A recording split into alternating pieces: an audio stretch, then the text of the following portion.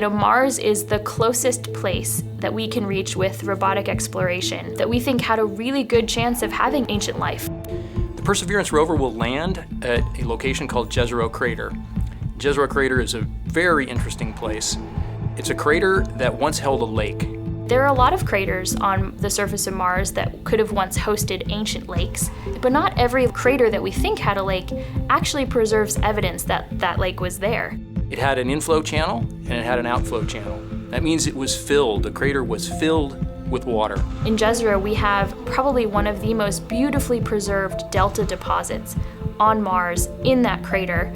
This is a wonderful place to live for microorganisms, and it is also a wonderful place for those microorganisms to be preserved so that we can find them now so many billions of years later. There is no other place on Mars that has the unique combination of a lake setting, a beautifully preserved delta, and the diverse mineralogy that we have in Jezero Crater. So it's truly a special landing site.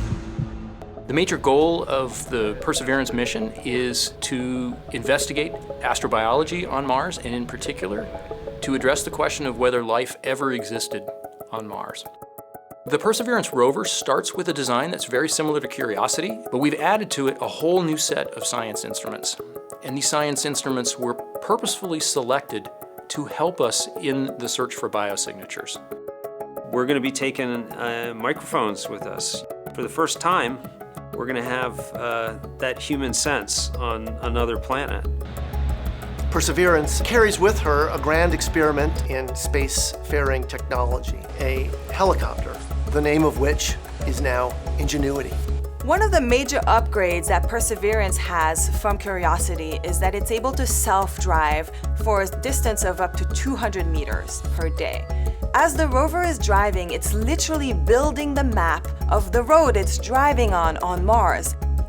Scientists for years have told us that to really unlock the secrets of Mars, we have to bring samples from Mars back to Earth.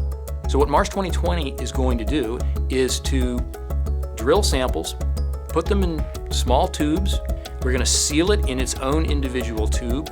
We set them on the surface to provide a target for the second two missions, which hopefully will get in development in the next several years and could potentially get the samples back to Earth by 2031. Perseverance is a very, very profound first step in both our understanding of our place in the universe and a stepping stone towards human exploration on Mars.